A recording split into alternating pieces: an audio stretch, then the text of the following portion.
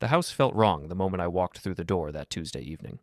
Not catastrophically wrong, just off, like a painting hung slightly crooked that catches your eye every time you pass it. I stood in the entryway of our 1920s colonial, briefcase still in hand, and tried to pinpoint what had shifted in the 8 hours I'd been gone. My name is Owen Carter, and I've been married to Lila for 7 years. I'm a contractor by trade, but I've always had a knack for technology. Cameras, security systems, anything electronic, really. Comes in handy when you're renovating old houses and need to snake wires through century-old walls. Lila works in marketing at a downtown firm, all glass and chrome, and people who think their opinions about font choices matter more than national security. The living room looked normal enough. Our leather couch sat where it always did, facing the flat-screen TV I'd mounted last spring. The coffee table held the usual debris, Lila's fashion magazines, a half-empty water bottle, the TV remote balanced precariously on the edge. But something was different. The throw pillows were arranged too perfectly. Lila never arranged anything perfectly. She was the type to kick off her heels and leave them wherever they landed, to drop her jacket on the nearest chair and deal with it later. Yet here were the pillows, lined up like soldiers at attention. I walked into the kitchen and found a single wine glass in the sink, just one. The bottle of Pinot Grigio we'd opened Sunday night sat on the counter, noticeably lighter than I remembered. Lila rarely drank alone, especially on weekdays. She was always going on about calories and how alcohol made her face puffy. "Honey," I called out, though I could already hear the shower running upstairs. "How was your day?" "Fine," came her voice through the bathroom door. "Long meeting with the Henderson account. I'm exhausted." I climbed the stairs, noting that the hallway runner was slightly askew. Our bedroom door was closed, which was unusual. Lila always left it open unless she was changing. Through the bathroom door, I could hear her humming something I didn't recognize. The bedroom hit me with the faint scent of cologne. Not mine. I wore Old Spice, had for years. This was something expensive, something with notes of cedar and bergamot that probably cost more than I made in a day. I followed the scent to Lila's side of the bed, where the comforter was pulled tight, but the fitted sheet showed wrinkles that suggested recent activity. "Everything okay out there?" Lila's voice carried over the sound of running water. "Yeah, just changing clothes," I called back, though I remained fully dressed, standing in the middle of our bedroom like a detective at a crime scene. The shower shut off. I heard the curtain rings scrape against the rod, then Lila's footsteps on the bathroom tile. I quickly moved to my dresser, pulling out a t-shirt and jeans, as if that had been my intention all along. She emerged wrapped in her terry cloth robe, dark hair twisted up in a towel. Even fresh from the shower, she looked like she'd stepped out of a magazine. At 38, Lila possessed the kind of effortless beauty that made other women hate her on sight. High cheekbones, green eyes, a smile that could sell insurance to a dead man. "You're home early," she said, moving to her vanity and beginning the ritual of post-shower moisturizing. "Same time as always, 7:30. "Huh, feels early." She avoided my eyes in the mirror, focusing intently on rubbing lotion into her arms. "How was the Morrison job?" "Coming along, should be done by Friday." I watched her reflection, looking for tells. "You said you had a meeting?"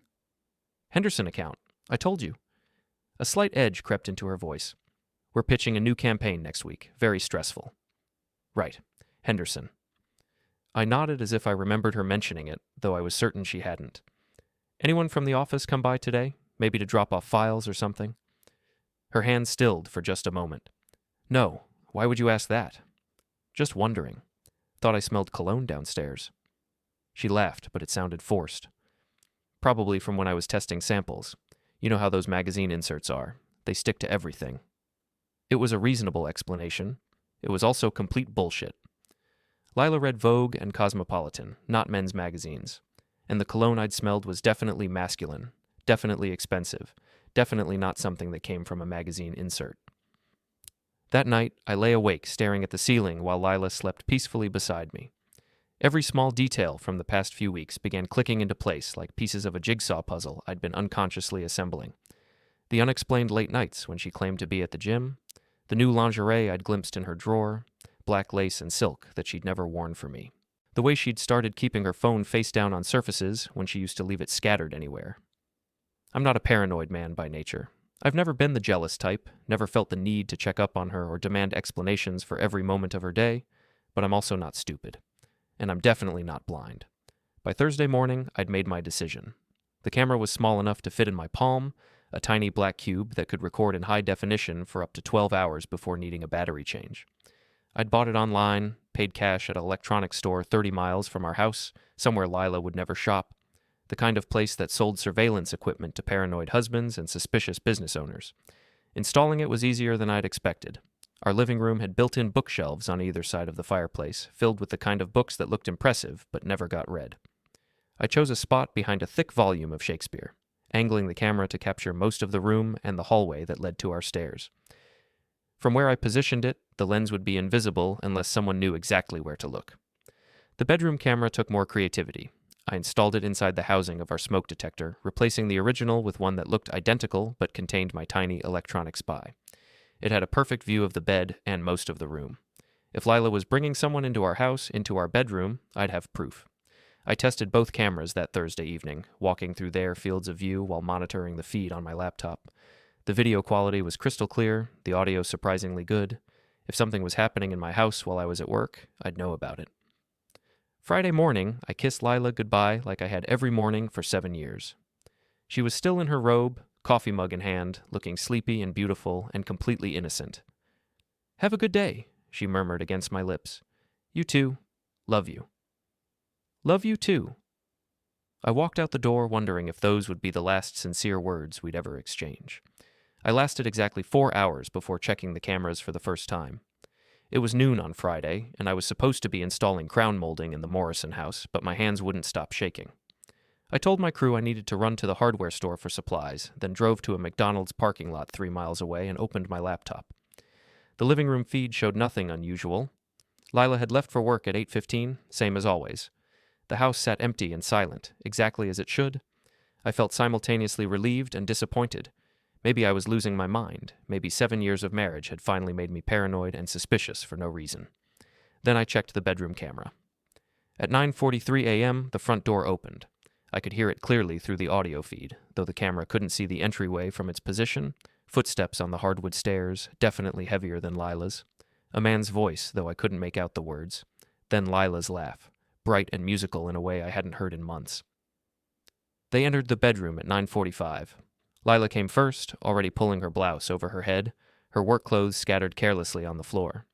Behind her walked a man I'd never seen before, tall, athletic build, wearing an expensive suit that probably cost more than my truck payment. I slammed the laptop shut so hard the screen cracked. My hands were shaking worse now, and there was a rushing sound in my ears like standing too close to a waterfall. I sat in that McDonald's parking lot for 20 minutes, staring at the broken screen of my laptop and trying to process what I'd just witnessed. 7 years. 7 years of marriage, of shared meals and inside jokes and weekend trips to her mother's house. 7 years of believing that whatever problems we had, whatever small distances had grown between us, we were still fundamentally solid. Still a team. I was wrong. That evening, I acted normal. I came home at 7:30, kissed Lila hello, asked about her day. She told me about a difficult client, a presentation that went well, traffic on the way home. She looked me in the eye while she lied, smiled while she described her fictional day, touched my arm affectionately while recounting events that never happened. "You seem tense," she said over dinner. "Everything okay?" "Just tired. Long week." "Maybe we should plan a vacation, somewhere tropical. We could both use the break." I nodded and agreed and played the part of the loving husband while inside. Something cold and calculating was taking shape.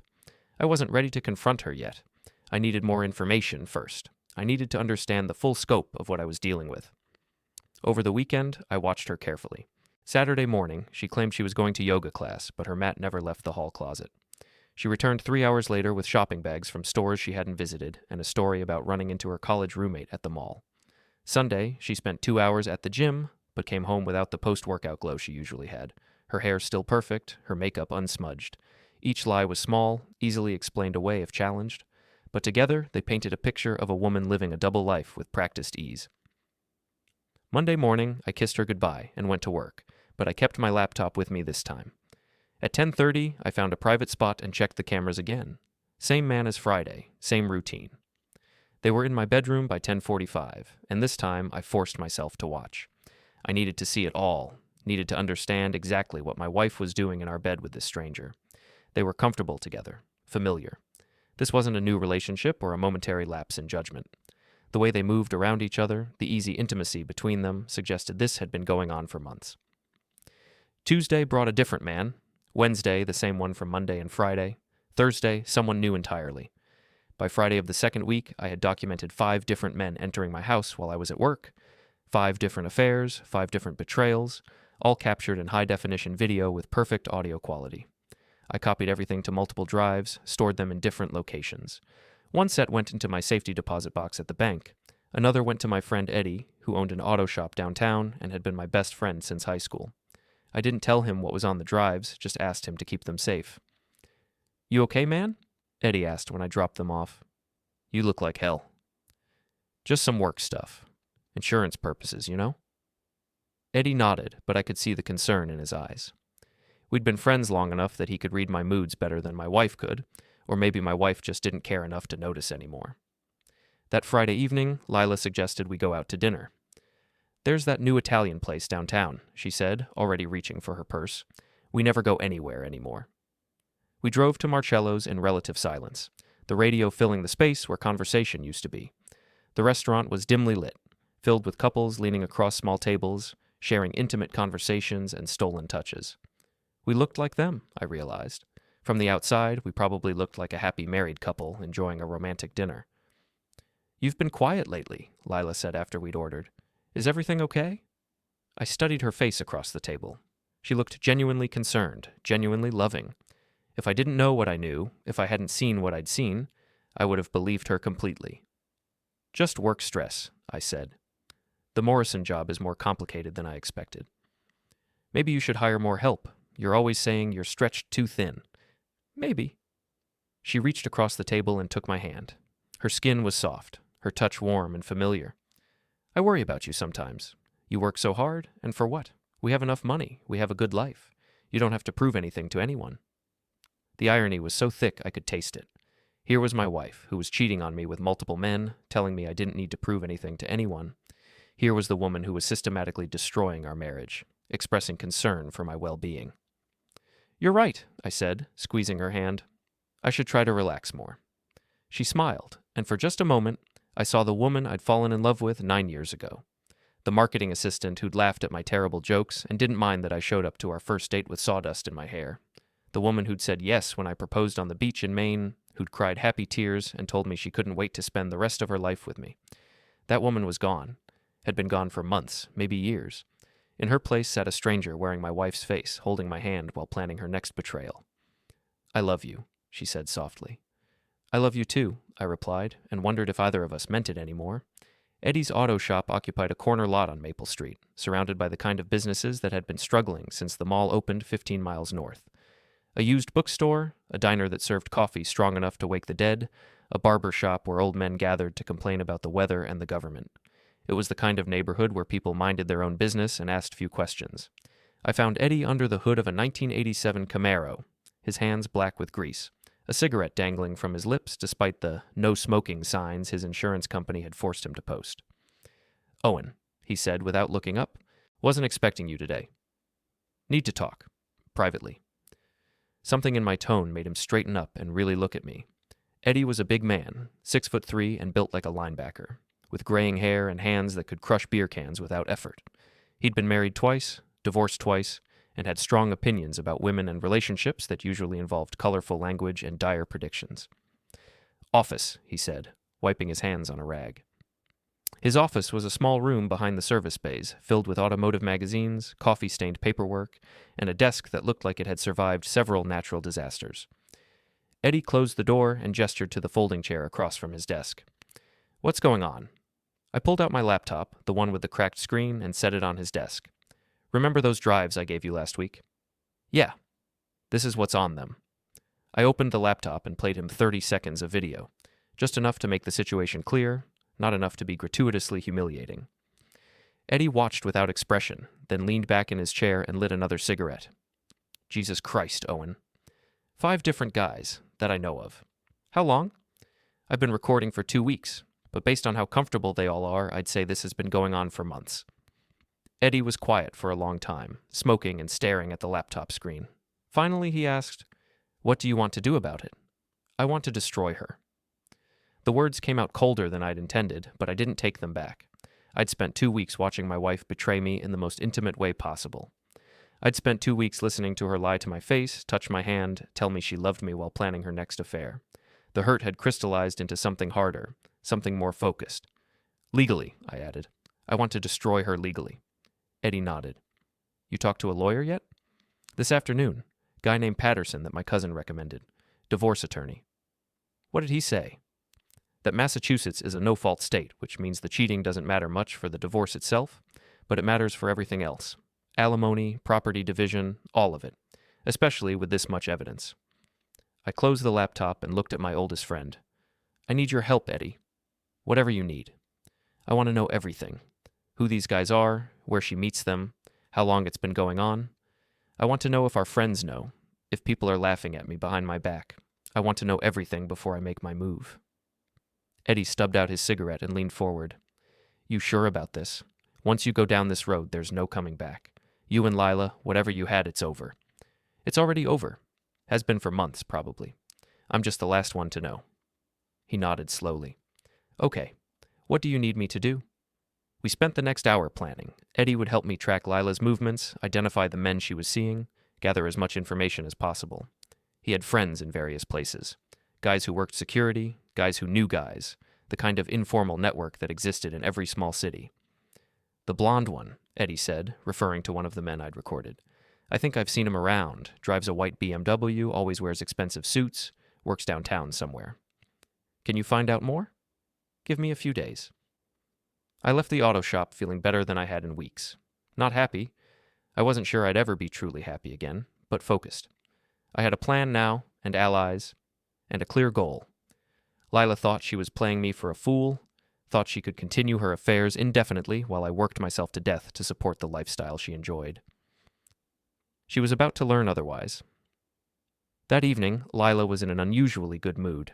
She'd made dinner, actually cooked, not just heated up something from the freezer, and opened a bottle of wine. She was wearing the black dress I'd bought her for her birthday, the one that hugged her curves and made her look like a movie star. What's the occasion? I asked, accepting the glass of wine she offered. No occasion. Can a wife cook dinner for her husband without an ulterior motive?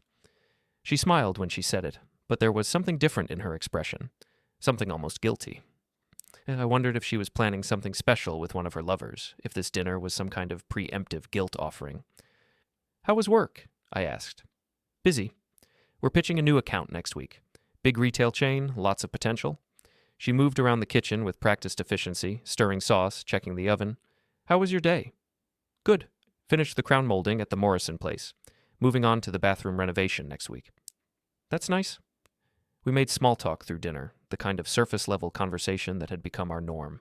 She told me about her coworkers, I told her about my latest projects. We discussed weekend plans, a movie she wanted to see, her mother's upcoming visit, normal married couple conversation that felt like a performance. After dinner, she suggested we watch a movie. We settled on the couch, her head on my shoulder, her hand resting on my chest. It should have been comfortable, intimate, the kind of quiet evening that made marriage worthwhile. Instead, I felt like I was sitting next to a stranger. Owen? She said during a particularly boring scene. Do you ever think about what you want? I mean, really want, not just what you think you should want? It was an odd question, coming out of nowhere. What do you mean? I don't know. Sometimes I feel like we're both just going through the motions. Work, dinner, sleep, repeat. Don't you ever want something more exciting? I looked down at her, trying to read her expression in the flickering light from the television. Are you saying you're bored? Not bored, exactly. Just, I don't know. Restless, maybe. Is there something specific you want to do? We could travel more, or take up a hobby together, or...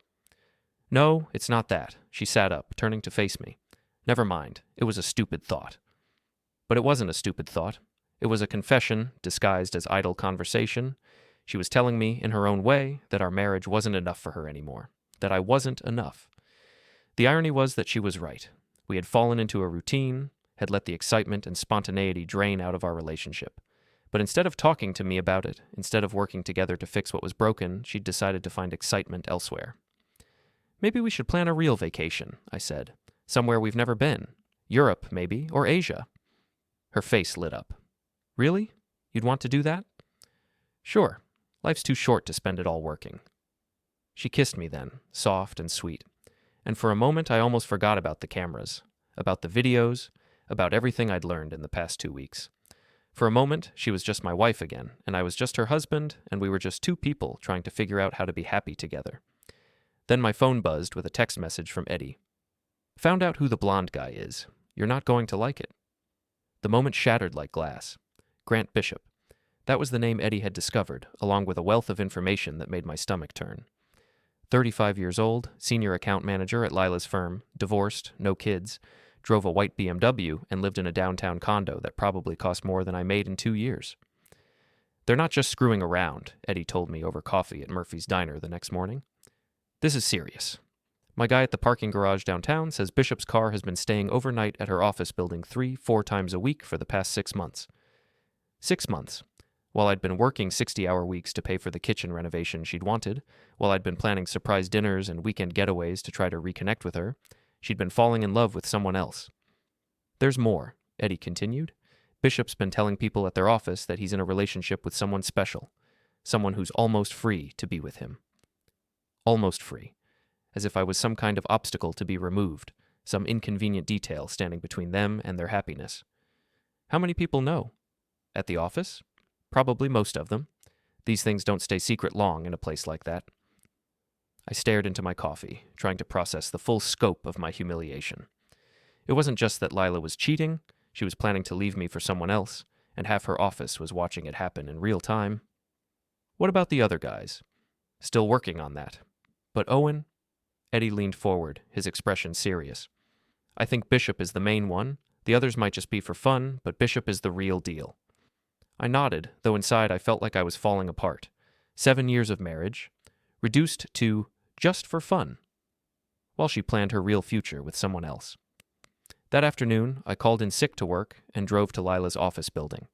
I didn't have a plan exactly. I just needed to see this Grant Bishop for myself, needed to put a face to the man who was stealing my wife. The building was all glass and steel, the kind of modern architecture that was supposed to look impressive but just looked cold to me. I parked across the street and waited, watching the entrance for any sign of Lila or her lover. At 5:30, they emerged together. Lila was laughing at something he'd said, her hand resting casually on his arm. Grant Bishop was everything I'd expected, and worse. Tall, handsome in a generic way, wearing a suit that probably cost more than my monthly mortgage payment. He looked like the kind of man who'd never worked with his hands, never worried about money, never had to choose between fixing the roof and taking a vacation. They walked to his BMW like they belonged together, like they were already a couple. He opened the passenger door for her, a gesture I'd stopped making years ago, and she smiled up at him with genuine affection, the kind of smile she used to give me. I followed them to a restaurant downtown, an expensive place with valet parking and cloth napkins. Through the window, I watched them share an intimate dinner, holding hands across the table, lost in conversation. They looked happy. They looked like they were in love. I drove home alone and waited for my wife to return from her fictional day at work. She came home at 9:30 with a story about working late on the Henderson account. She looked slightly flushed, her lipstick gone, her hair mussed in a way that suggested recent activity. She kissed me hello and asked about my day, and I lied just as smoothly as she did. "Feeling better?" she asked. "You looked a little pale this morning." "Much better. Just needed some rest." "Good. I was worried about you." The concern in her voice sounded genuine, which somehow made it worse. How could she worry about my health while systematically destroying my life? How could she care about my well-being while planning to abandon me for another man? That night, I lay in bed listening to her breathe and made my final decision. I was done gathering evidence, done playing the fool, done pretending everything was normal while my marriage crumbled around me. It was time to act. The next morning, I called Patterson, the divorce attorney. "I want to move forward," I told him. "I want to file for divorce, and I want to make sure she gets as little as possible." "With the evidence you have, that shouldn't be a problem. Massachusetts may be no fault, but adultery still matters for property division and alimony, especially when it's this extensive and this well documented." "How long will it take?" "To file. A few days. To finalize. Could be months, depending on how she responds. But Owen, you should know. Once we file these papers, there's no going back. Are you absolutely certain this is what you want?" I thought about Lila laughing with Grant Bishop, about the months of lies and deception, about the way she'd looked at him in that restaurant like he was her whole world. "I'm certain." "All right, I'll have the papers drawn up by tomorrow. Do you want to serve her yourself, or should we use a process server?" "I want to do it myself." "Are you sure? It can be emotionally difficult, and I'm sure. I wanted to see her face when she realized her secret was out. I wanted to watch her try to explain the unexplainable, to lie her way out of a situation where lies wouldn't work. I'd spent months being the victim in this story. It was time to take control of the narrative. That evening, Lila was in an unusually good mood again. She'd stopped at the store on her way home and bought ingredients for my favorite meal, pot roast with all the fixings. She hummed while she cooked, moving around our kitchen like she belonged there, like she wasn't planning to leave it all behind for a downtown condo and a man in an expensive suit. "You're happy tonight," I observed. "Just had a good day at work. The Henderson presentation went really well." Another lie. I'd driven by her office building at lunchtime and seen her car in the parking garage. She'd never left for any presentation. "That's great. I know how hard you've been working on that account." She smiled and kissed my cheek. "Thanks for being so understanding about all the late nights. I know it hasn't been easy." That's what marriage is about, right? Supporting each other through the tough times. "Right," she agreed, but something flickered in her expression. Guilt, maybe, or regret. For just a moment, I wondered if she was having second thoughts about whatever she was planning. Then my phone buzzed with a text from an unknown number. "Can't wait for this weekend? I love you." It was meant for Lila. A Grant Bishop had sent it to the wrong number by mistake, probably because he had both our numbers in his phone from some work event. I showed Lila the screen without saying anything. Her face went white. "Owen, I can explain." "Can you?" "It's not what it looks like." "What does it look like, Lila?" She opened her mouth, then closed it again. For the first time in months, she had nothing to say. 7 years, I said quietly. 7 years of marriage? And this is how it ends? With a text message sent to the wrong number? Tears started flowing down her cheeks. "I never meant for you to find out this way." "How did you mean for me to find out? Or were you planning to just disappear one day and leave me wondering what happened?" "I was going to tell you, soon. I just needed to figure out how." "How to what? How to leave me for your coworker? How to explain that our marriage was just a placeholder until something better came along?" She was crying harder now, mascara running down her cheeks. "It's not like that. I do love you, Owen. I'll always love you, but I'm not in love with you anymore. Haven't been for a long time." The honesty was brutal, but somehow refreshing. After months of lies, she was finally telling me the truth. "How long?" I asked. "How long what?" "How long have you been sleeping with Grant Bishop?" She flinched at his name. 6 months, maybe 7. "And the others?" Her eyes widened. "What others?" "Don't lie to me anymore, Lila. I know about the others."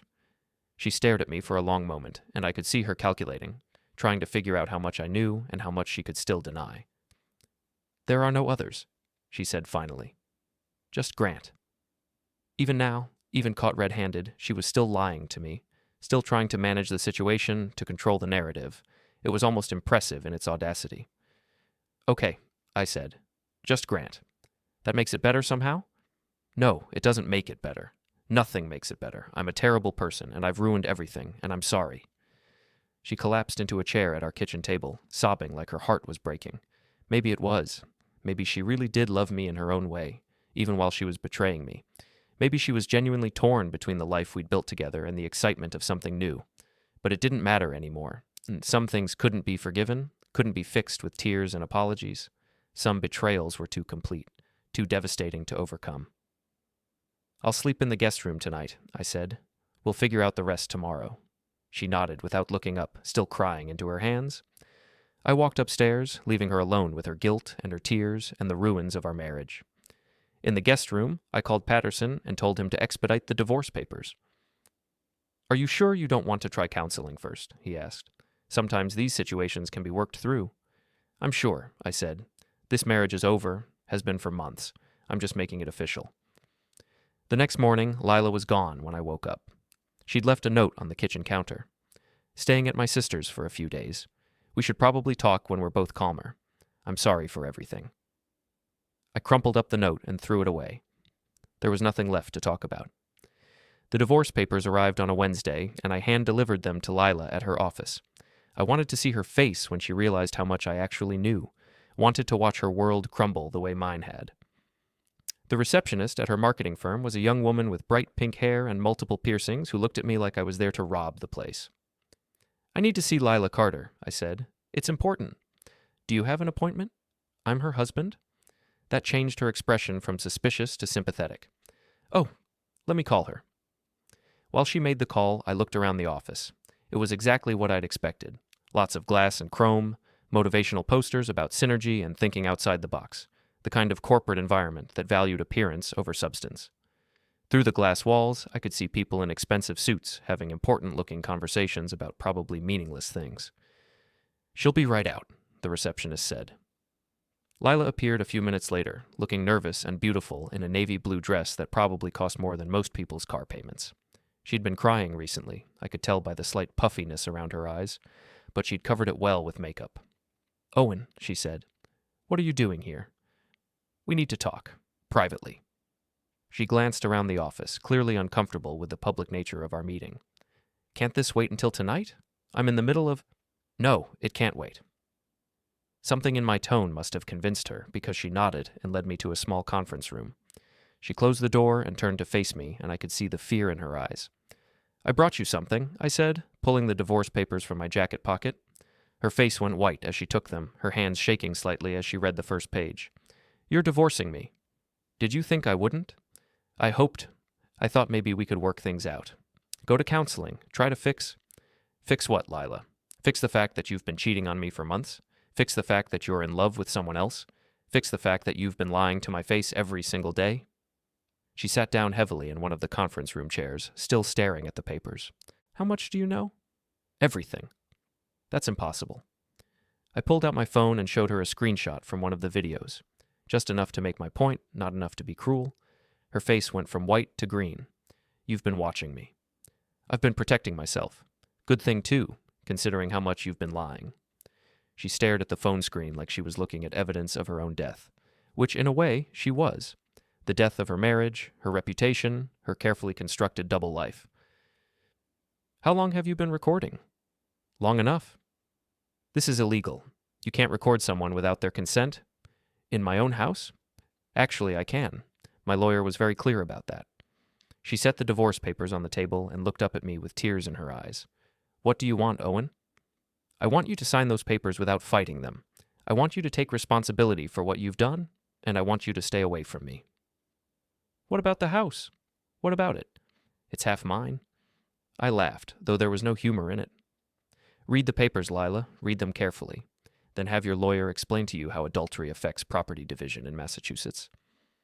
Her hands were shaking harder now as she flipped through the pages, reading the terms of the divorce I was offering. It wasn't generous. "You can't take everything," she said finally. "I'm not taking everything. I'm keeping what's mine and what I earned while you were screwing around with half your office." "It wasn't half my office. It was just Grant, and—" "Stop lying." The words came out louder than I'd intended, and I saw her flinch. "Even now, even with video evidence, you're still lying to me. Do you think I'm stupid? Do you think I didn't see the others?" She opened her mouth to protest again, then seemed to think better of it. For the first time in our entire relationship, Lila Carter had nothing to say. "You have 30 days to respond to those papers," I said. "I suggest you get a good lawyer." I turned to leave, then stopped at the door. "Oh, and Lila, I'd start looking for a new job if I were you. I don't think Grant Bishop is going to be as interested in you once his wife finds out about your relationship." Her face went completely white. "His wife? Did you really think you were the only one? Did you really think a man who would cheat with you wouldn't cheat on you?" I left her sitting in that conference room, staring at divorce papers and contemplating the wreckage of her life. It should have felt satisfying, but mostly it just felt empty.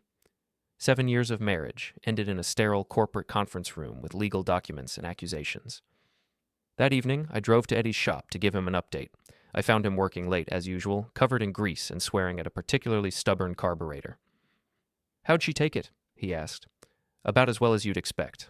Lots of tears, lots of denial, lots of attempts to minimize what she did." "She gonna fight the divorce?" "She might try, but her lawyer will tell her it's pointless with the evidence I have." Eddie wiped his hands on a rag and lit a cigarette. "So what now?" "Now I wait and try to figure out what the hell I'm supposed to do with the rest of my life. You're better off without her. You know that, right?" "Yeah, I know. Doesn't make it hurt less."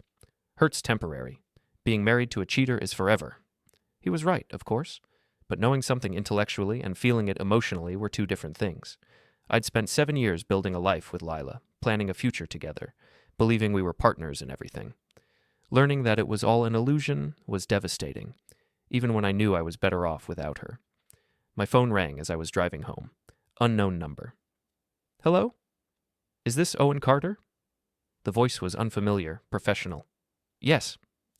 This is Detective Sarah Paulson with the city police. I need to ask you some questions about your wife. My blood went cold. What kind of questions? Can you come down to the station, tonight, if possible? Am I under arrest? No, sir. We just need to talk. I agreed to meet her in an hour, then called Patterson on the way to the police station. Don't say anything without me there, he advised. I'll meet you in 20 minutes.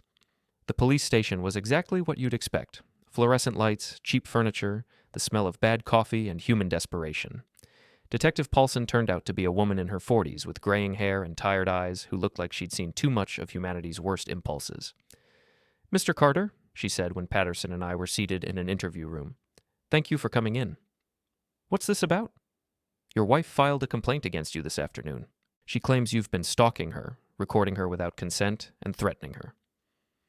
I looked at Patterson, who nodded slightly. My client installed security cameras in his own home, he said. That's perfectly legal. She also claims he threatened to ruin her career and her relationship with her boyfriend. What exactly did she say I threatened? Detective Paulson reviewed her notes.